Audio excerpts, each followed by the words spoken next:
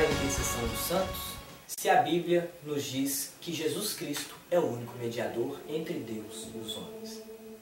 Primeiro eu quero que você pegue a carta aos Efésios, capítulo 1, versículo 22, que diz o seguinte: de fato, Deus colocou tudo debaixo dos pés de Cristo e o colocou acima de todas as coisas como cabeça da igreja, a qual é o seu corpo, a plenitude daquele que plenifica tudo em todas as coisas.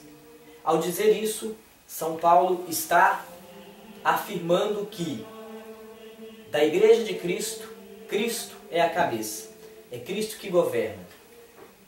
Não existe igreja sem Cristo. E não existe Cristo vivo e perpetuado há 2000 anos sem a igreja. Quando dizemos da intercessão dos santos, estamos dizendo que a igreja intercede. Essa igreja que é corpo místico de Cristo. Por isso podemos aceitar sim que Jesus é o único mediador. E de fato é, porque o Catecismo no parágrafo 771 afirma isso. Vamos ler.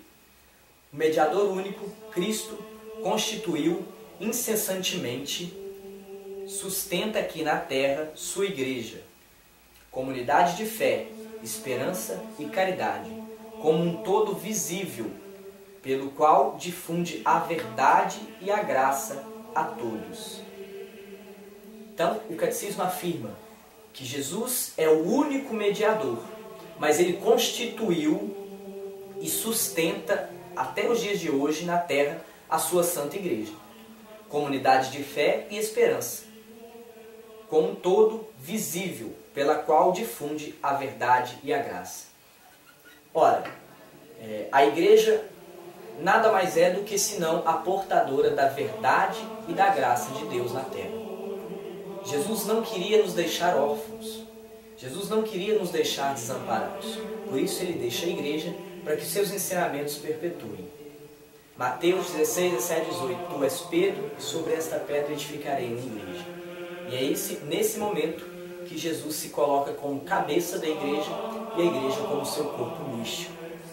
E ao dizer que Maria intercede, que São Paulo intercede, que São João Paulo II intercede, que os santos intercedem, nós na verdade estamos dizendo que o próprio Cristo intercede. Mas aí pode parecer absurdo. Como que pode um pecador interceder? Meu caro, é muito simples entender.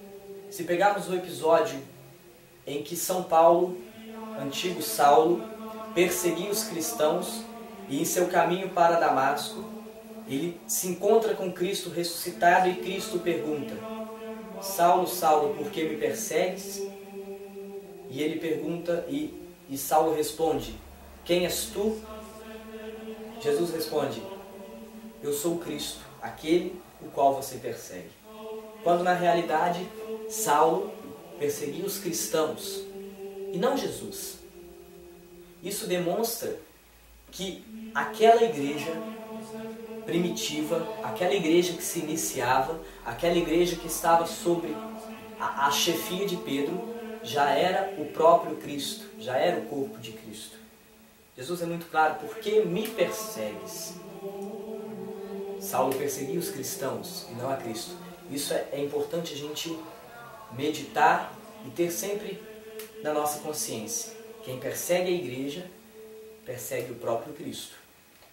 Então, quando dizemos que o santo intercede, dizemos que o próprio Cristo intercede, que o próprio Cristo ora por nós, porque nós somos o corpo místico de Cristo. E essa é uma graça da Igreja Católica, a única igreja corpo místico de Cristo, porque todas as outras se separaram do corpo. Um membro, uma vez amputado, tende a morrer e a apodrecer. Meus queridos, é com isso que podemos afirmar que verdadeiramente a Igreja Católica é a Igreja da plenitude, a Igreja da graça e a Igreja plena e completa. As outras igrejas podem até ter um pouco do cristianismo, mas o cristianismo na sua essência e por completo está na única e santa Igreja Católica. Sendo assim, peço que Deus e que através da intercessão de São Paulo vos abençoe e abençoe a cada um de nós. Em nome do Pai, do Filho e do Espírito Santo. Amém.